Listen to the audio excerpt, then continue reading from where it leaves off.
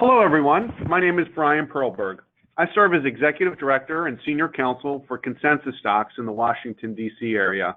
You know, there's always lots going on in my neck of the woods, and today we're here to talk about standard construction contracts and the essentials that you need to make good contracts. Let me thank you for attending today's webinar, Successful Construction Contracts, Essential Clauses, and the Advantages of Using ConsensusDocs. I'm happy to announce today's ConsensusDocs webinar is actually setting an all-time high or record for attendees. Today's webinar is jam-packed with content, and I hope that you will find that it merits the great audience that we have today. I know my fellow speaker, Bob Majerus, certainly merits a large audience with his expansive knowledge and experience that he brings to the table. Bob is Vice President and General Counsel for Hensel Phelps, an E&R top 10 builder based in Greeley, Colorado. Bob is chair of the AGC Contract Documents Forum. He's a member of the AGC Building Division Leadership. He's a member of the Public-Private Industry Advisory Council, and he's active in AGC's in-house counsel group. Bob was voted as AGC Chair of the Year in 2017, and he's one of AGC's 2 representatives to the ConsensusDocs Content Council. He was actually just elected to serve as chair of the ConsensusDocs Content Advisory Council. And that council is responsible for drafting ConsensusDocs' most used core agreements, as well as overseeing the many working groups that ConsensusDocs has that produces new standard documents. Now, for today's webinar, you are encouraged to ask questions. You can do that by typing into the question and answer box at any time. We'll most likely take the questions at the end of our formal presentation, but if you could do that throughout, we'll try to monitor those questions, and if needed, we'll answer those as we go along. Now, the number one question we always get, I'm going to handle right now. We're always asked, will I get a copy of the recording of today's webinar and the PowerPoint? So you should have already received an email from me with a PDF of today's PowerPoint, and then after the webinar, you will receive another email that will have a recording of the webinar along with some helpful links such as how to join or opt into our construction law newsletter. So those should be good resources for you that you have. And if you don't have get those, you can contact me or ConsensusDocs, and we will send those individually to you if it gets stuck in your spam. So let's proceed with today's webinar. Again, let's have some fun with it. So on today's webinar, we're going to provide you information that demonstrates the importance of setting up your contracts right, the essentials that you should have, and what to avoid, namely one-sided contracts which attempt to protect one upstream party but winds up creating harmful silos. We will go over how fair contracts actually get better project results. We'll highlight some of the similarities between the 2 main standard documents, AIA and ConsensusDocs, and how they're different, as well as things to avoid, especially killer clauses that you typically see in homegrown or manuscripted documents. So, I like to start my presentations often with this chart. You may have seen this chart before. What this is showing you, or showing us, is the U.S. Department of Labor Statistics tracks productivity in the United States for all industries, farm and non-farm. And the good news that I like to report to you today is that all of our industries are growing significantly more productive. See that blue line? That's moving in the right direction. This is true of all industries except for one. Any guesses as to the one industry that is unfortunately the red line going down, in which one industry is actually less productive today in efficiency than in 1964? Well, the guess you might be thinking of is unfortunately our industry. And this really sets the stage for what we're talking about today, because the status quo of the way that we're doing things is simply unacceptable. I would argue the way we do contracts is a big part of the reason why. Our industry is on the cusp of a disruptive technological revolution that is changing how we build our projects in a more efficient fashion. However, the way we approach our contracts, the way we share information, the way we approach risk has not evolved commensurately. Many times, we say what our contracts say what we must do, but doesn't even reflect what we plan to do in the field or our actual business practices. The bottom line is if we keep taking the same approach over and over again and expecting different results, we're falling into the trap that, quoting Albert Einstein, it's the very definition of insanity. At the end of the day, if you have a problem on your project, it's your contract that you're going to look at to determine your substantive rights. So you need to get it right. And writing the contract is the first collaborative act on a project. So how can I demonstrate this? I like to cite the two most comprehensive, best studies that I've seen on the topic, and I wish there were more. Both the studies have pretty consistent results. When you look at the top 5 contract issues, and we're going to be talking about these very same issues today because they are widely seen as the most important. If you take those top 5 clauses, the studies say the most egregious contracts, the worst, the most unfair provisions that you have lead an escalation of your prices from 8 to 20%. I've heard other estimates maybe at 3 to 20%, but the bottom line is if you look at site conditions, delays or schedule and time, liquidated damages and consequential damages, indemnification, and then scope of the work through your sufficiency of contract documents, you take just those 5 provisions and you make those egregious, unfair, unbalanced, you're going to raise your prices. Owners are going to get less value, up to 20%. Construction Industry Institute also had a comprehensive study. That study was in 2011. The bottom study is actually from the 80s. And it didn't have a number attributed to it, but it had sort of metrics and sectors of project results. And it's the same thing. The worst contracts get the worst results. Bob, let me hand it over to you now. All right, thank you, Brian. So really, construction contracts come in 2 forms. You have either the standard forms or you have a manuscripted form. Manuscripted form is something that's created usually by counsel for an owner or someone, one of the parties in the chain, and it is manuscripted either for this project or it's just something that they want to use. Oftentimes it borrows clauses from standard forms, but it is definitely not a standard form, and we're going to talk today about standard forms.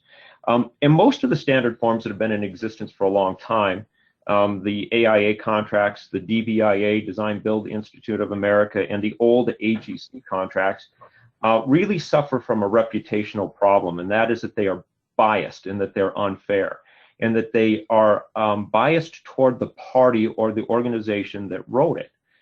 Certainly AIA has a reputation of being biased in favor of architects.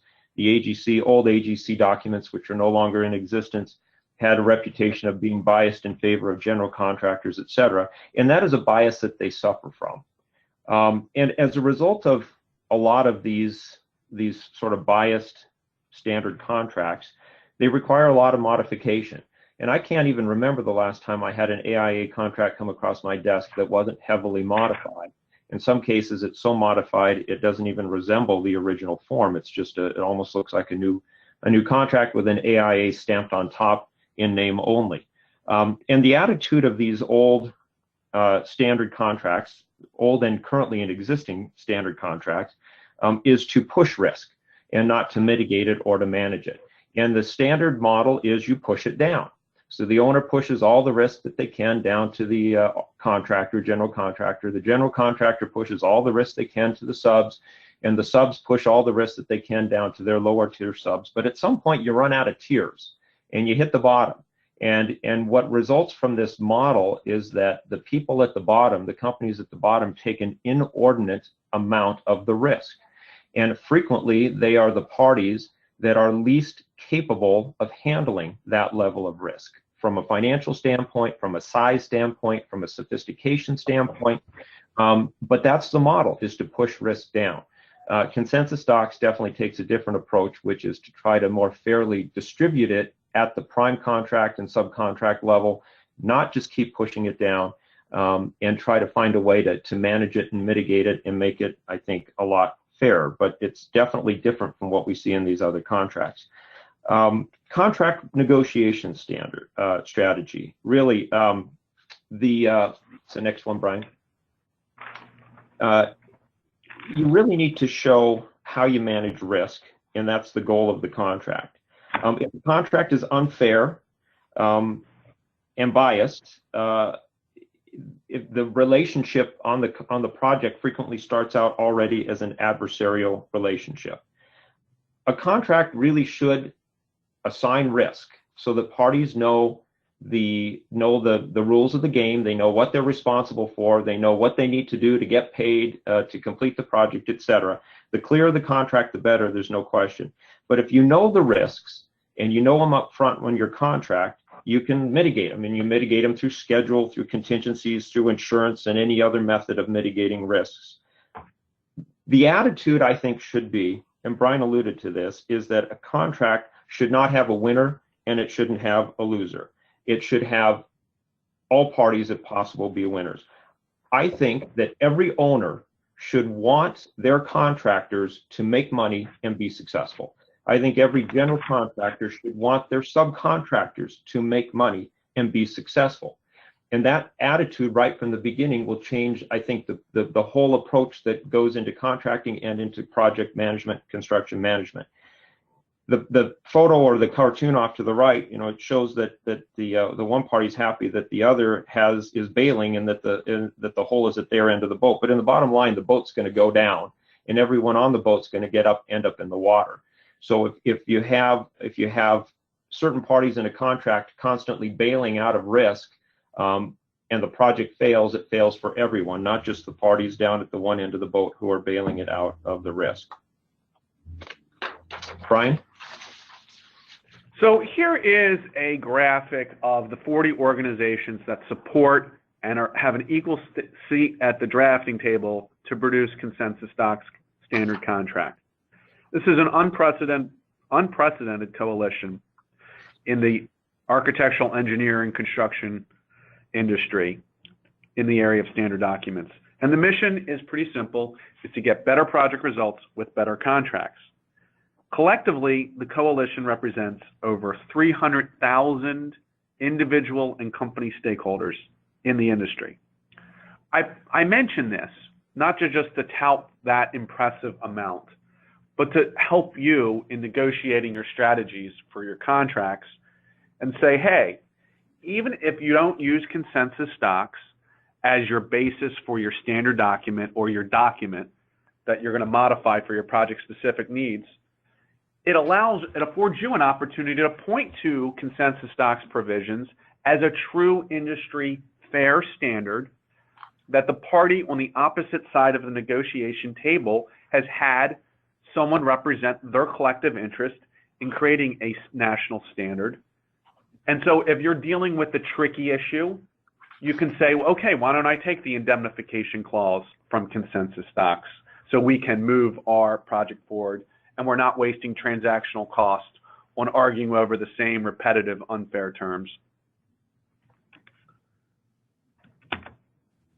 Now, what I want to talk a little bit about on ConsensusDocs is where we're at today. We just recently celebrated our 11th year. 11 years ago, we were on the cover of Engineering News Record because it was a pretty big deal to get all of these disparate interests together to actually put their logos on a document to endorse. Back then, our goal was, and still continues to be, to improve the design and construction industry so that curve on the chart about being inefficient, instead of going down, we want it to go up. Right? And one of the ways you do that is get a better foundation to build through your contracts. But what I can say today that I couldn't say when I was talking about this 11 years ago is pretty significant, is now 11 years later, we have a serious track record of success, right? Because we know our industry is pretty slow moving. Construction, they want to prove it before you do it. And I think if you look at the legal field, I'm an attorney, we're based on precedence. Slow moving, you take those two things, construction contracts are pretty slow to change. But now people have taken that leap and provided fair contracts using consensus docs. And here's what's really significant to report. We have now, not millions, but billions of construction successfully been put in place using consensus docs as the basis for the contract. And to date, I'm very happy to report that there is 0 cases, none case law, reported case law, in which the underlying agreement is a consensus docs document that is on the reported case. So I'm not saying consensus docs is a panacea to getting no litigation, no claims. But I think when we start looking at this track record, you can start saying I am less likely. If I'm an architect, engineer, contractor, or owner, if I choose to have a more collaborative document and use a different contract, just like those studies we saw, you're less likely to wind up in a claim situation. You're less likely to wind up in a litigation situation. And the fact that there's no reported cases, that there's not a ton of reported construction law cases, is a very good leading indicator. And remember, every dollar that you spend, all the time you spend litigating, handling claims, that is all inefficient when we look at those charts, when we're measuring productivity, because it's not putting construction in place. Now, let me highlight some of the big pivot issues where you're going to make decisions globally on your contracts that are different than the way you maybe have done it in the past. This slide is really more about a comparison of, quite frankly, traditional contracts that you're used to seeing. Primarily, the American Institute of Architects takes the more traditional approach. And here are the pivot points. The first one I like to emphasize is what the role of the owner. An active owner who is a part of the decision process versus funneling all decisions and deferring all decisions to the lead design professional, in which the design professional's authority is great, but their responsibility is not commensurate with it. Those are big differences. That's a pivot point. If you're an owner who has some in-house capability or an outside CM, or just wants to be at the table in making some of the decisions rather than automatically deferring all of those decisions, you might want to take a different construction contract approach. Just doing a global find and replace of where the architect is won't work, right? Because then you have terminology that says things like the owner will advise the owner. It doesn't make sense. It won't work. So you need to take a different fundamental approach. Another big approach that I have bolded here is consensus docs actually encourages direct and positive communications directly among the parties. Traditionally, our contracts mandate siloed information, and we all know that silos don't work. Think about the old game of telephone when you have the circular table where one kid says the message and passes it along. What's the accuracy when the last kid gets the message and says what was communicated? You know that it's not accurate. But even if it were accurate, the way that we handle so many handoffs for information and say RFIs, we know that's not efficient. There's estimates that it costs $1,000 for just one RFI. So if you have hundreds of RFIs, instead of the most appropriate parties talking to one another directly, you're wasting potentially hundreds of thousands of dollars. Another pivot point in your contracts is just the philosophical approach of writing clear and concisely in your contracts. To me, as a lawyer, good legal writing is just good writing. A lot of times our contracts fall into the trap of obfuscation, being vague, trying to cover all their bases, or having gamemanship of having it both ways. That doesn't work. At the end of the day, it makes things less efficient. It makes things less clear. And when you try to do it that way, you think that you're protecting yourself, but at the end, you're hurting yourself. A couple more highlights is we have a track record of having some industry firsts, and we update our documents. You don't want to wait 10 years to update your documents. We have a 5-year cycle, but we have a track record of updating more consistently than that. And then an example of good legal writing that I was alluding to before is taking your documents and being clear with your documents, is integrating your general conditions into your agreement as one document instead of having separate general conditions like the AIA A201. Sometimes having 2 documents causes confusion, causes conflict. And sometimes, so to me, having one document makes contract administration easier, and it avoids potential conflicts, and so less is more. The other thing that I would highlight to you is almost like a killer clause is beware of hidden general conditions in which general conditions are referenced with heavy modifications that are not communicated clearly through the bid process or even at contract signing, and then you start getting in fights over what the contract actually says because it's not clear. So why do projects fail? Well, there's a lot of reasons that projects fail, and probably every failed project has a unique story with it as to why it failed. But in my experience, and I've been doing this a lot of years, there are at least 4 sort of common reasons when I look back and we do a lessons learned as to why a project was a bad project that seem to come up over and over and over again. And those 4 are put up on your screen. First of all, unbalanced contracts. We've talked a bit about that. When all of the risk is put onto one party or onto just a few parties, and the contracts are unbalanced, I see more often than not a failed project. Number 2, poorly staffed projects. This is something the industry is just experiencing right now in a way that I have never seen it in my years in the industry, and that is that there is just too much work, and there are not enough people to do that work, and there are not enough experienced people to do that work. So again, when we look back at a project that went poorly, we look at the staff, and we more often than not will find that we maybe had too few people on it, or that we had the wrong people on it and the wrong level of experience given the complexity of the project, and that our subcontractors probably had taken on too much work and were not able to adequately staff those projects. Number 3, design documents are not complete, they're not constructible. Bad design documents is probably the single most common event or single most common occurrence on every failed project when I go back and look at it. It impacts money, it impacts time, it increases change orders, it dramatically increases RFIs. Bad documents almost always lead to a bad project. And finally, failure to communicate. Now, I'm going to focus a little bit on the first and the last one, because they're the ones that you can deal with contractually more readily than the other 2. Next. Brian talked a little bit about this, which is siloed communication. Bad communication exists on a project usually for 1 or 2 reasons. First of all, you have the parties that just don't communicate.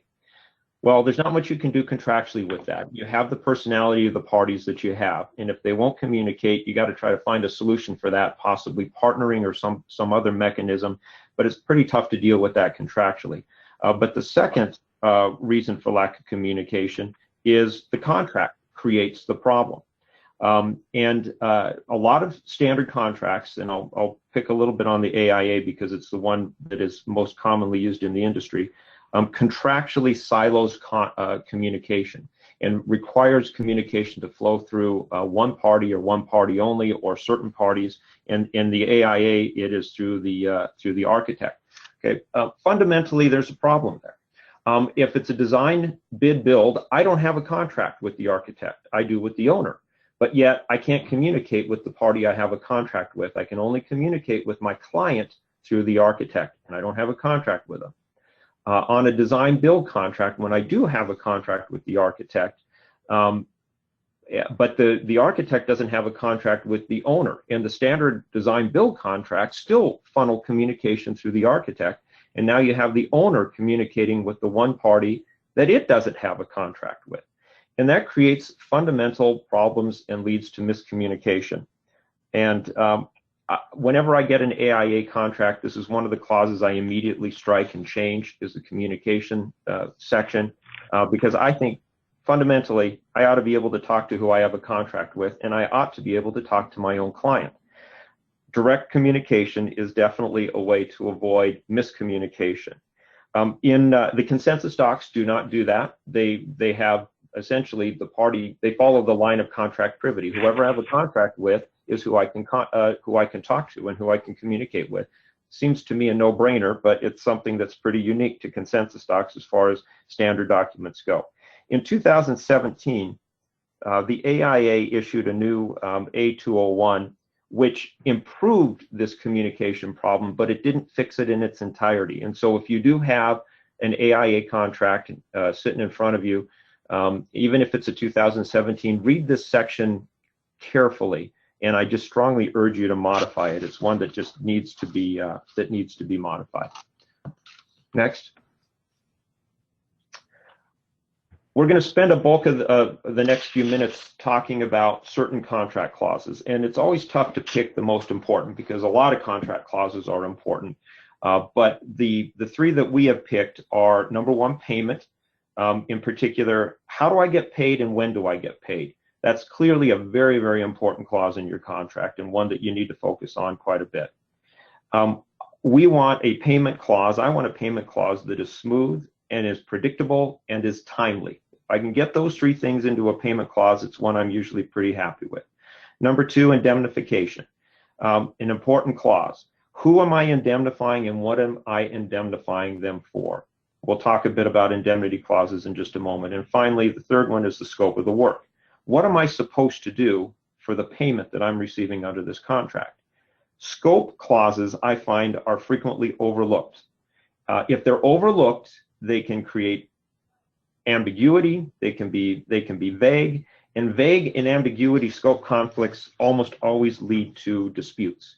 So we're going to talk about each of these one at a time with a little bit more focus. Brian? Thanks, Bob. And, one of the things that I want you to do in creating your next contract, especially if I'm talking to the owners, is think about the role that you're going to play and your organization and how that's going to be structured and contracted out. I mean, many owners have CMs that are not even internal to their organizations, but still are on the owner's side as an owner's representative. So they have a different role. So ask yourself this question: what role should an owner serve on its construction project? Many people look at the owner's role, and this works better when we're in person, as playing one function only, right? A check payer. And then get out of the way for the professionals to do the work. Or, when we talk to the owner organizations that are part of the Consensus Docs Coalition, in fact, COA, the Construction Owners Association of America, was created because they were frustrated that the owners didn't have a voice in construction contracts. They think that an owner actually, I'm quoting, I think, Ricardo Aparicio for General Electric said, the owner has the most to gain or lose from a project's success, and therefore they should be at the table. And one of the things I want to highlight to you as an owner is think about what's in your owner-architect agreement. We're not going to spend a lot of time on the Consensus Docs 240 or the short form, the 245, but there are significant differences on that. And sometimes when you start that contractual chain of going down one way, it's hard for you to shift. So especially if you're doing design bid build, think about using a different type of owner-architect agreement. For instance, in the owner-architect agreement, it has language that says that the owner will receive design documents when they're at the construction phase that are sufficient to bid and build the work. And that's a huge difference. How intellectual property and the instruments of service are handled and the owner's ability to make renovations, or if there's a claim to continue on the project as long as they're paying the architect. Those are things that owners really need to think about their role in the project and what contracts they're using on the owner-architect agreement. Now let's go on to payment. Payment is something that people like to talk about in their contracts because it's darn important.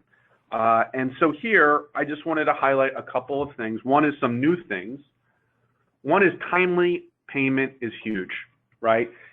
Sometimes people say contractors don't go out of business because they don't have enough work. It's that they don't have enough time to collect on the work that they do perform. So in 2016, ConsensusDocs did, as part of our 5-year cycle, comprehensively update the ConsensusDocs 200 general conditions document, which is the equivalent of the A201, but remember that also includes the agreement. And then in March, we updated the design build documents, which are in the 400 series, and then the 500 series is the construction management. And we made changes that were consistent in all of those documents, at least in this regard, as far as, in regard to some of the things we're talking about today. And one of them was payment. We sped up the payment time from 20 days to 15. And at the subcontract level, which would be the ConsensusDocs 750 or 751, it's actually 7 days, and that's consistent with the way we had it before. But again, timely payment, conformance with state law prompt pay is something that you want in your documents. A bigger change that is highlighting to this whole issue about communication is we used to have an outside party between the owner and general contractor approve applications for payment. That would be the architect or the design professional in ConsensusDocs. And when we looked at it, it was actually the owners who said, is this really consistent with the way that we're handling our contracts? Is the design professional adding value or adding another step in the process? So we allow the owners to defer to the design professional for applications for payment, but we don't default that decision. And so now, unless it's changed, the owner approves the application for payment. More fundamentally is how we handle retention. A big difference of how our documents handle retention is something, again, that you might want to pick and choose this provision, is retention. Retention is not a killer clause, but can be if you make the amount of retention punitive or difficult to handle. That's not what you want to do. You want to, again, like Bob said, have the win-win situations. What about when the project gets to 50% complete? Do you still need the same amount of retention on dollars going forward since you have construction put in place to make sure that you're protected? You still have retention on that amount put in place. So in our documents, we reduce or stop retention after the project hits 50%. Why is that so important? Early finishing subcontractors, if the owner releases retention and that is then flowed in the subcontracts, which the way our documents are set up, that it happens if it's available, then you might be able to actually pay for their completed work early finishing subcontractors. And that's an opportunity, again, less retainage, more final payment. That's a way to get your best prices from your best contractors and attract the competition of high quality folks that you want to work with and be more collaborative. And then when we're looking at retention, we also made a change. We used to have, when you got to substantial completion, you released the retention, right? But then the owner still needs to be protected to get the final completion. It used to be 200% of the estimated amount. We reduced that, again, for helping payment flow while still protecting the owner. We reduced it from 200% to 150. But again, here's an example of some of the citations and the side-by-side that I wanted you to have as a reference. This is not the traditional approach that you're used to seeing in the reduction of retention and the early release of monies that hopefully will help payment flow. So now let's move on to another big issue is financial information, project financial information. And I will tell you that this is something that your contracts determine. And ConsensusDocs provision is pretty simple here. It's like Jerry Maguire, show me the money. If your partner's on a construction project and you ask for financial information, you get it. And we don't just have that, we actually have separate documents for guidelines on how to appropriately, reasonably ask for financial questionnaires from a general contractor or even a subcontractor to ask the owner or ask the general to forward to the owner. And that would be the ConsensusDocs 290, and the 290.1 is the instructions for that. This is a big difference between the way you're seeing it in other documents. And I will tell you that this is the way that AIA chose in 2007 to handle this, where there's a restriction on asking for financial information that you have to make a showing that has to make certain kind of criteria. In 2007 was the #1 issue that AGC and American Subcontractors Association both unanimously voted not to endorse the A201. And that was a big deal. So I will tell you also that in 2017, AIA backtracked a little bit in a positive fashion and had a little more teeth on their financial information requests. However, it also came with, well, quite frankly, saying that you had to make a showing that the change status for making the request, that you had to show that it materially impacted that portion of the project. So what was given on the one hand in 2017 as compared to 2007 is somewhat taken away because it's not really clear. It's really hard to prove which part of the project and the change conditions unless it's a different phase of the project. So to me, while sometimes we talk about, well, ConsensusDocs is new, but now it's around for 11 years, and AIA and other standard documents might have a longer, over 100-year track record, the thing I wanted to highlight to you is when you're thinking about which documents to use, sometimes the old documents like AIA have new language that hasn't been interpreted. And if it's written unclear or vague, then you might be caught up in claims or litigation to try to interpret this new language that in some ways seems to invite confusion if, you know, which portion of the project is going to be the material impact of the financial change status is something that, you know, I personally don't want to see you guys get caught up in having disputes about that. Bob? Okay, indemnity clauses. There are about really 4 key things to look for in your indemnity clauses in your contracts. Number one, what type of clause is it? There are primarily 3 types of indemnity clauses that are common in the industry, and depending on which type you have can make a big difference as to what your liability is. First of all, broad form liability or broad form indemnity. That means that I, as the indemnitor, I'll just say general contractor, I as the general contractor am agreeing to indemnify all of the indemnities, in this case the owner, possibly the architect, etc., for all of my negligence. I agree to indemnify them for all of their negligence, and I even get to indemnify them if they are solely at fault. If I have 0 fault for the issue, and the owner has, or the owner and architect combined have 100% of the fault, I still indemnify them for that fault. That is broad form indemnity. It's the broadest way and broadest manner to indemnify a party. The second type is what I call intermediate, and that scales it back a little bit. I'm still going to have to indemnify the owner for my own negligence. I am also going to have to indemnify the owner for any negligence that is concurrent. In other words, if we concurrently caused the harm, I still indemnify the owner for it. The only thing I get out of indemnity on in this one versus broad form is that I don't have to indemnify the owner for their negligence if they are solely 100% negligent.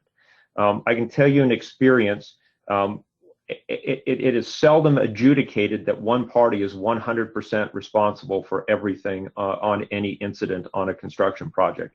So while intermediate sounds better, in practice, it's almost the same thing as broad form. In my experience, it's almost the same thing. So and the third one is what I'll call comparative indemnity, or the most narrow indemnity. And this is the indemnity where each of the parties that are subject to the indemnity clause agree to indemnify the others for harm and damages caused by that party's own negligence. In other words, if I will indemnify the owner for what I caused, the owner will, and I do not need to indemnify the owner for anything that they caused or anyone that they're contractually responsible for caused. It's a pure comparative negligence. The negligence is probably going to add up to 100%. It's going to get assigned out, and you're going to compare your negligence, and ultimately, in the end, I'm basically going to only cover liability for what I caused on the project. So those are the 3 types. It makes a huge difference as to which type is in your contract, so you need to look and identify which type of indemnity clause is in your contract. Number 2, ask yourself if the indemnity clause has an obligation to defend. The duty to defend and the duty to indemnify are completely separate. And a lot of clauses, even though they might have comparative negligence or comparative indemnity clauses, and you look at it and say, hey, that's pretty fair, I, as the indemnitor, may still have an obligation to defend everyone. So, there's going to be a lot of defense costs spent way before anyone determines who's responsible for what percentage of the fault. So I may be out a whole lot of money defending everyone in the indemnity chain, even way before anything is adjudicated. So be cognizant of that. Look for it. You'll frequently see language that says something like, the general contractor agrees to indemnify the owner, agrees to indemnify, defend, and hold the owner harmless. You'll see those words used frequently. If those words are in your clause, you have a very broad duty to defend that's separate from even what might appear to be a pretty good duty to indemnify in the indemnity clause. Number 3, who am I indemnifying? What is the definition of the claims and the people that I'm indemnifying? This gets frequently overlooked. I don't think it should. You need to look at what you're indemnifying them for, and I'll talk about that in a few minutes. And also look at who I'm indemnifying. Is it the owner? All right, that's pretty standard. Is it the owner's lender? Again, pretty standard. But am I suddenly now indemnifying the architect and the other designers that, again, I don't have a contract with, I have no control over, but they're in the line of the indemnities. Be really careful and look at that. Know who you're indemnifying and what you're indemnifying them for. And lastly, something that I see frequently is whether or not if I'm going to defend, do I also have the authority and the ability to settle? I think that's important, because if you give up that right and you agree that it takes the consent of all of the indemnities to settle, then I've really lost control of that litigation, and I may be stuck defending that for a whole long time, even though I think I could settle it pretty quickly up front, because I have one party in the indemnity chain that is not going to consent to settle. My recommendation, if at all possible, get that out of your indemnity clause. Just strike it. It becomes unworkable in my experience. Next slide. So how do I deal with negotiating or dealing with these indemnity clauses? First of all, if it isn't obvious from my prior slide, you should really push for comparative indemnity. Also be aware that many states are now mandating comparative indemnity. I mean, Colorado, where I am right now, does, California does, and there's a whole lot of other states that do as well. So either by statute or by case law, they have held that any form other than comparative indemnity is unenforceable in their state as a matter of law. So know the law of your state, because you may be looking at trying to negotiate a clause you really don't need to negotiate, because it's already been rendered unenforceable by state law wherever you're doing it. So you should be sure and check that. Next, it is best, if at all possible, to indemnify and try to insure whatever you're indemnifying for. So try to match insurance and indemnity together. Not always possible, but you can insure yourself for a lot of your indemnity obligations. There is a trend that I see now where indemnity, there's a catch-all that says, I'm going to agree that you're only going to indemnify me to the extent of your negligence, unless otherwise covered by insurance. And I see that more and more in contracts. And what that basically does is it says, I'm going to indemnify you for my own negligence, but I'm going to indemnify you for more than that if I have insurance coverage for it. I'll be honest with you, there's a lot of indemnity that is insured. And I actually view that type of language as an end run around comparative indemnity. It's a quick way to get around it, and something that a lot of people don't recognize. So look for that type of language. I'm not a huge fan of that language. Next, limit your indemnity to third-party bodily injury and property damage. In other words, don't agree to indemnify for breach of contract. The reason for that is you cannot insure a breach of contract. You can insure bodily injury and property damage.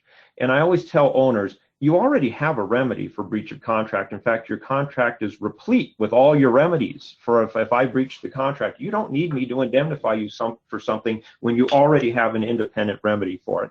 And it helps on my insurance front if I don't have that kind of indemnity clause in there. So I think it's important to try to limit it to bodily injury and property damage. And in the end, the party you're indemnifying is no worse off. It sometimes just takes an explanation for them to do that. The right to defend, but not a duty to defend. I think I've talked about that enough.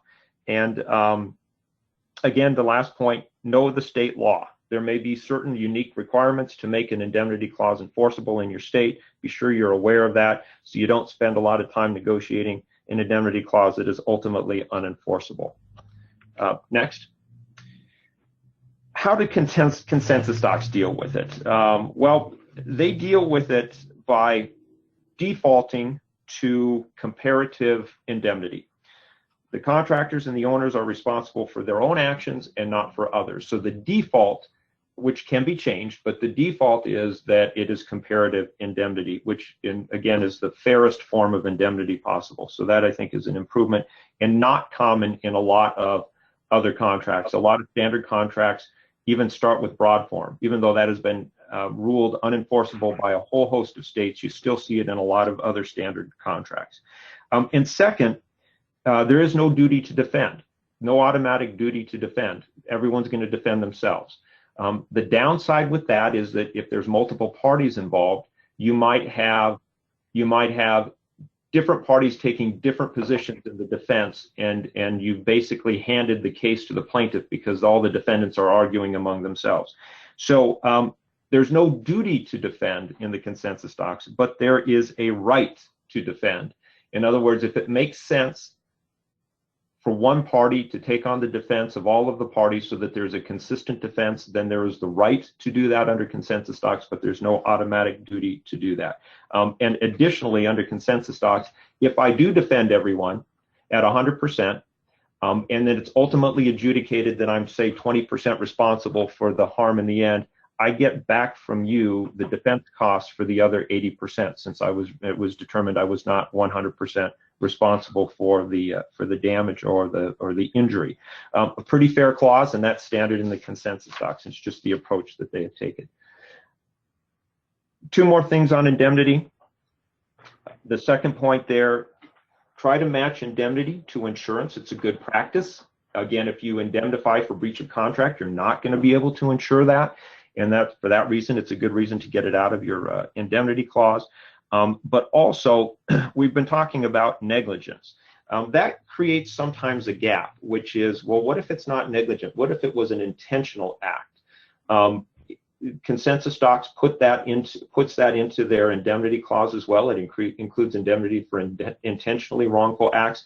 That usually doesn't come up, but it does fill the gap, which I think is helpful. But you must be really, if you want to be real careful, usually you cannot insure yourself for intentional wrongful acts. You can only insure yourself for negligence. So that's really what I wanted to cover under indemnity. And now I want to talk about scope, which is the third in that list of really key contract document provisions. I also think that scope clauses get overlooked. I actually think it's among the most important. And it is frequently relegated to an exhibit to a contract, and therefore people maybe don't take it as seriously. It's not a contract, it's not in the contract, but it really is. If it's an exhibit to the contract, it's in the contract. And I think you need to pay really important or close attention to it. And what is in, what is out, what is my scope? Do I clearly identify it? If you have vague scope clauses, you are going to create disputes because it's not clearly defined. I think it's important to take the time to clearly define the scope as best you can in your contracts with the owners and as best you can in between your subcontracts as well.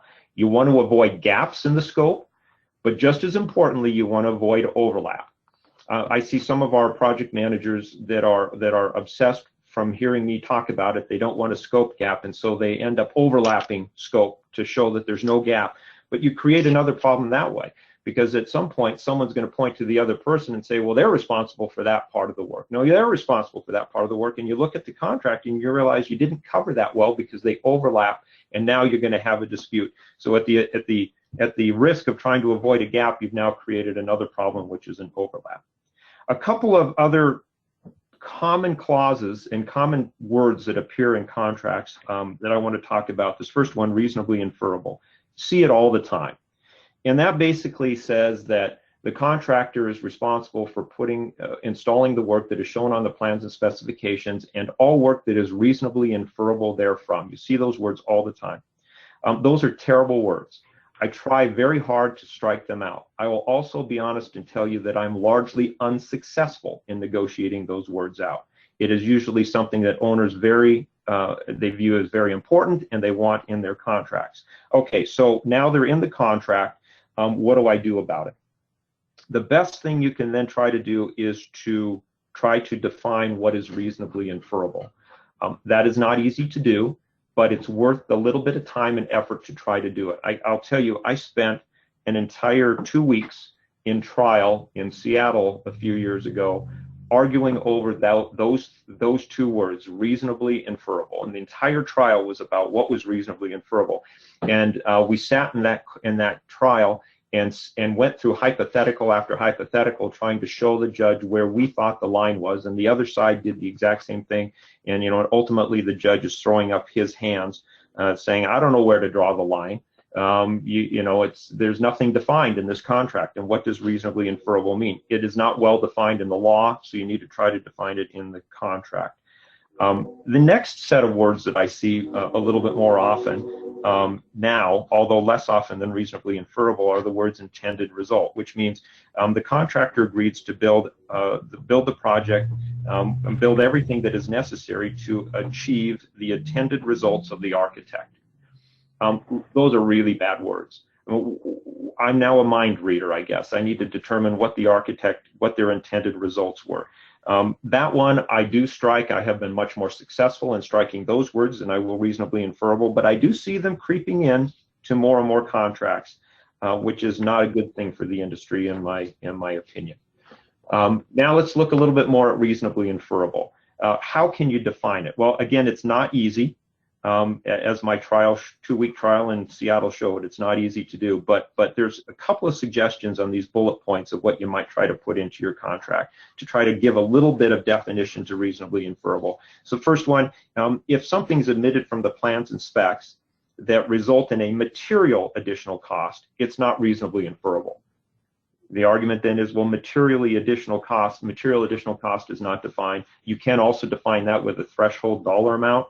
But I'd rather argue about whether something's a material cost than I will argue about whether it's reasonably inferable pretty much any day. The next one, if there's additional design work required, it's not reasonably inferable. That seems pretty straightforward. If it's so glaringly missing that you need to go redesign it or add design, how am I to say that is reasonably inferable? The next one, if additional submittals are required, it may not be reasonably inferable.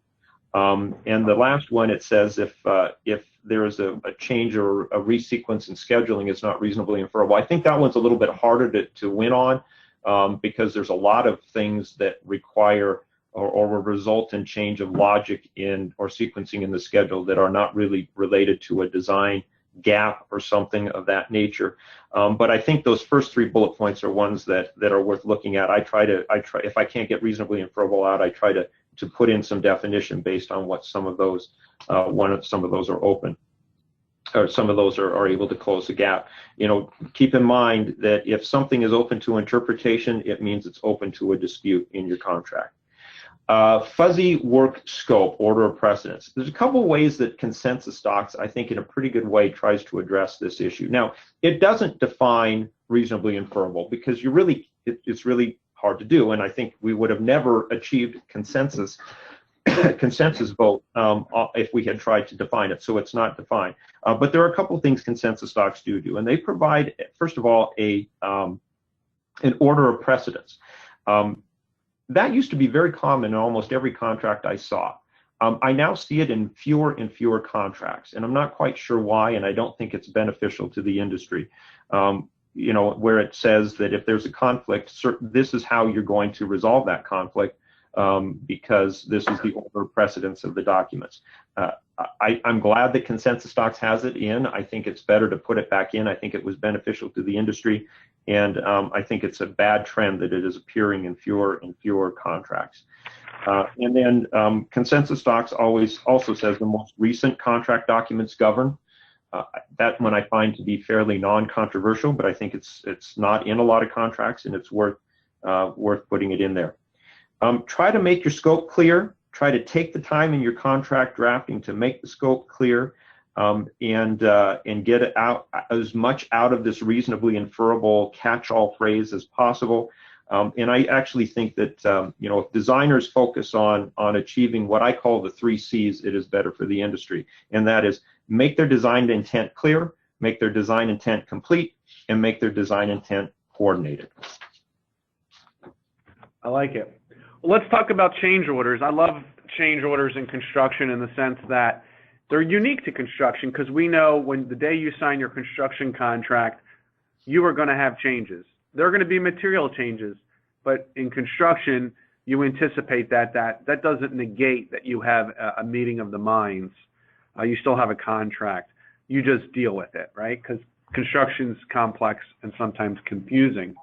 I mean, anyone out there ever have a construction contract without some sort of change order clauses? Now, remember, there's 2 kinds of changes. There's the change orders that you agree to and you memorialize in writing. Always memorialize it in writing, everybody.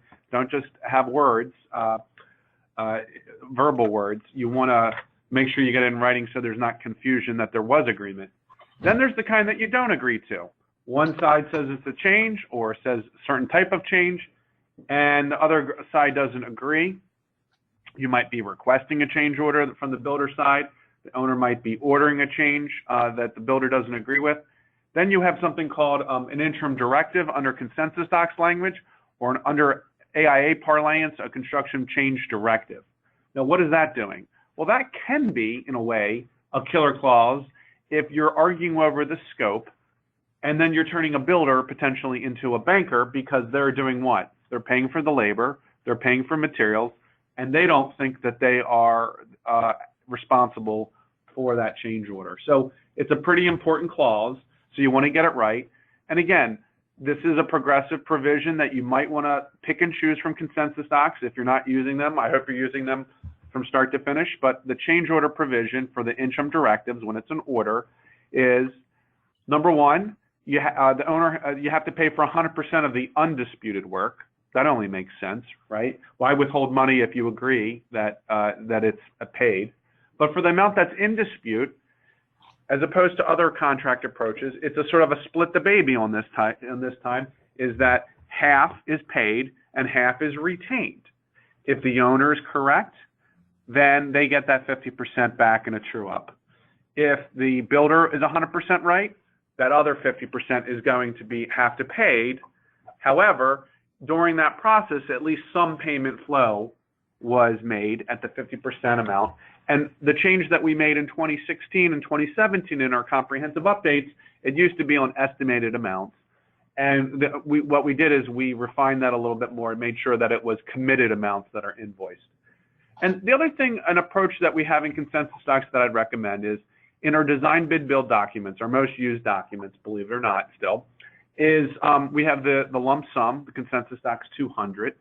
And even though it's a lump sum, we have a very detailed provision in Article 834 about the cost of the work.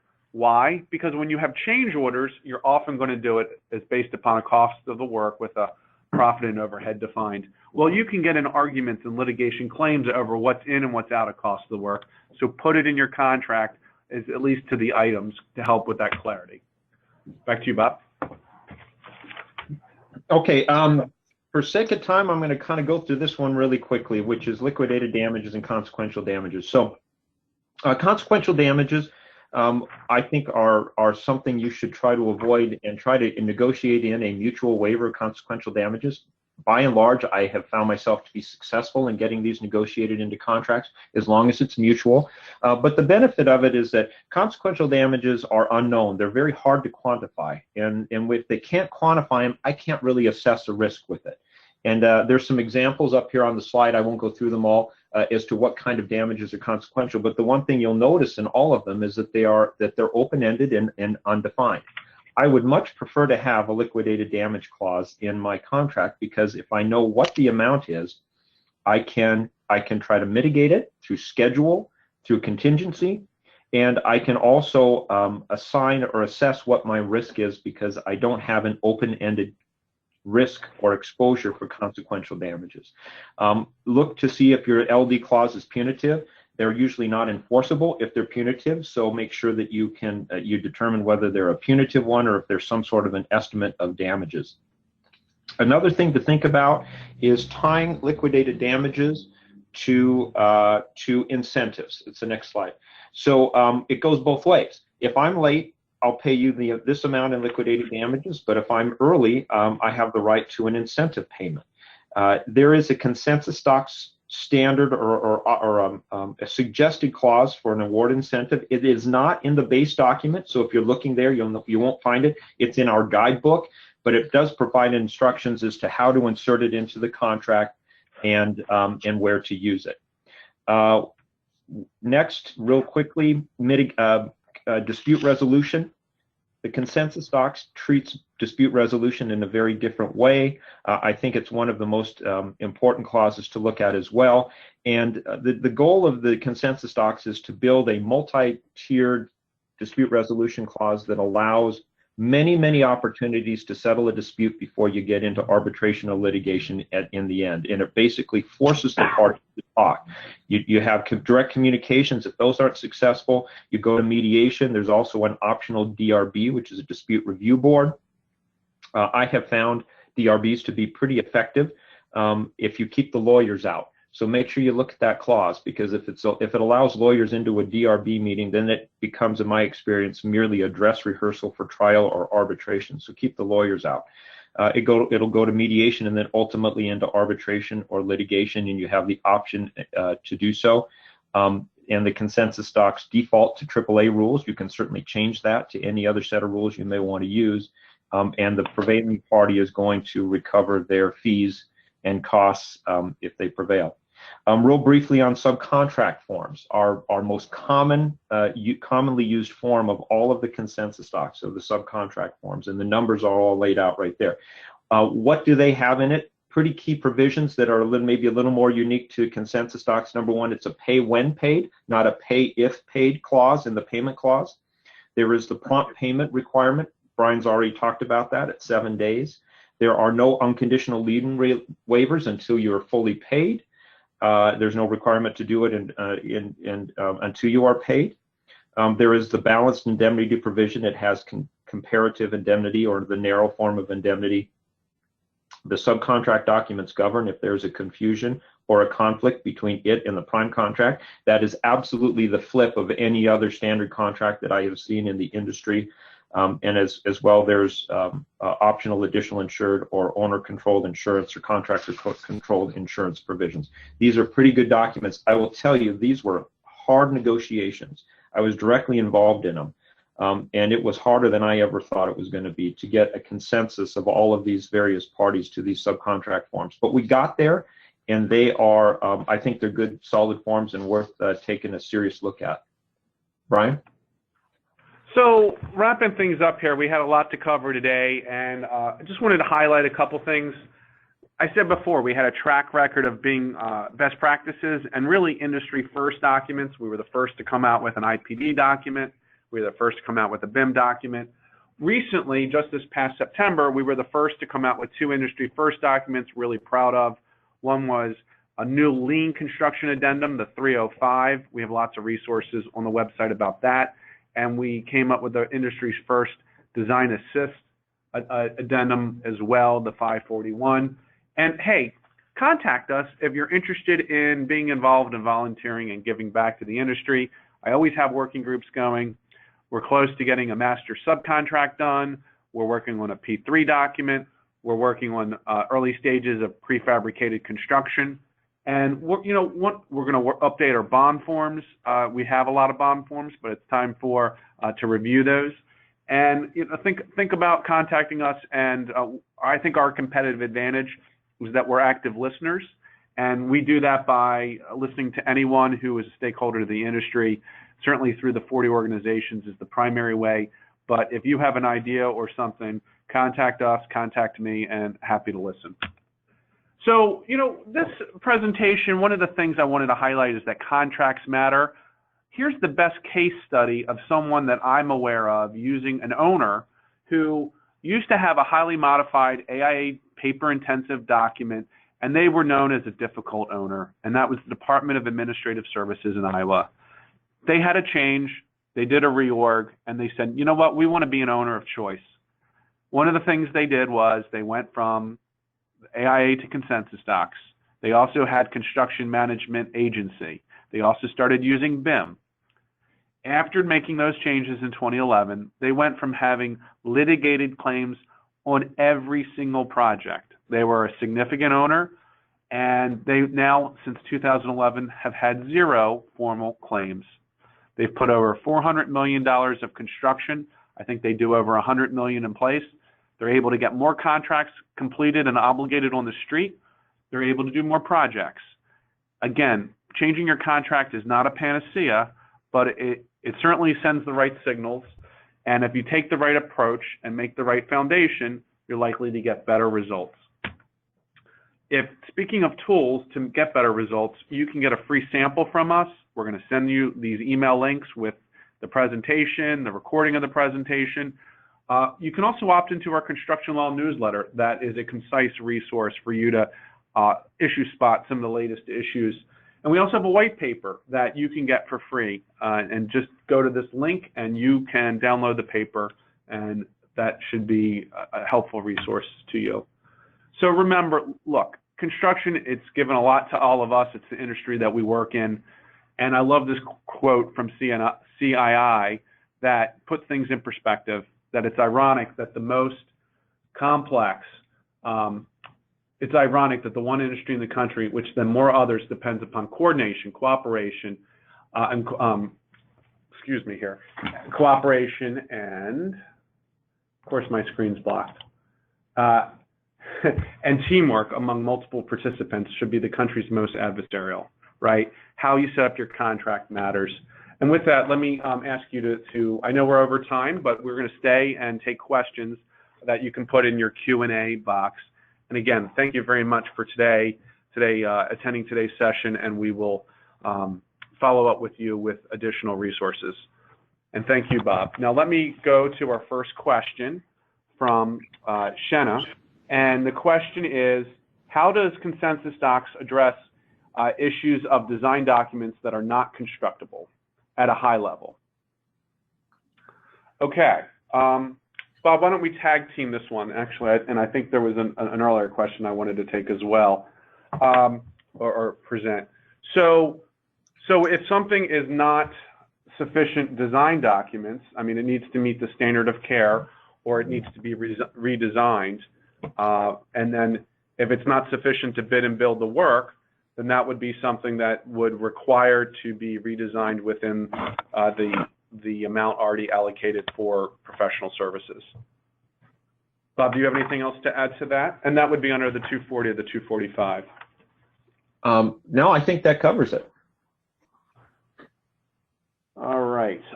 So the question that I originally had my eyes going to,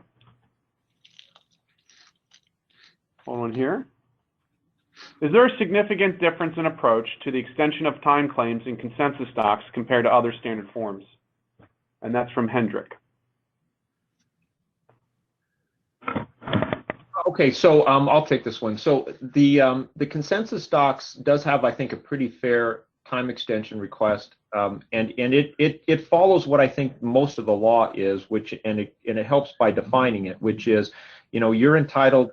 you've got three types of delay. You have where one party is responsible, where there's a concurrency, or the other party is responsible, and it provides for recovery of time for everything that I'm not responsible for, and it provides for the recovery of time and money if the owner in this case is responsible for it, and it's time only if there's concurrency. So it follows what I think is what is industry standard, and it follows what most of the law says. But it does differ from a lot of the other contracts where I see those creeping together, where there is time only for any type of a delay. And sometimes even eliminates the time extension if there's a concurrent delay. And that just is a creep in the industry that I'm seeing happen in contract documents. That is not the case for consensus documents. It follows the traditional model. Great. Here's a question I love to get, so I'm going to say this one and take it. Which contract packages would be good for an owner or general contractor or a developer? And that's from Lacey. And so the answer is we have several packages that you subscribe to Consensus Docs on projects. You need a license, and you can get all of our documents. There's over 100 standard contract documents that covers all project delivery methods, or you can have an owner's package, which would cover everything but your subcontracts, or you can get our subcontracting package. We have several different types of packages. We have another one that's oriented towards design professionals, and another one that's oriented towards design builders, and another one that's oriented towards consultants. Obviously, the full package is the most expensive because it covers all 100 contract documents. And if you're a member of one of the 40 organizations to Consensus Docs, you get a 20% discount.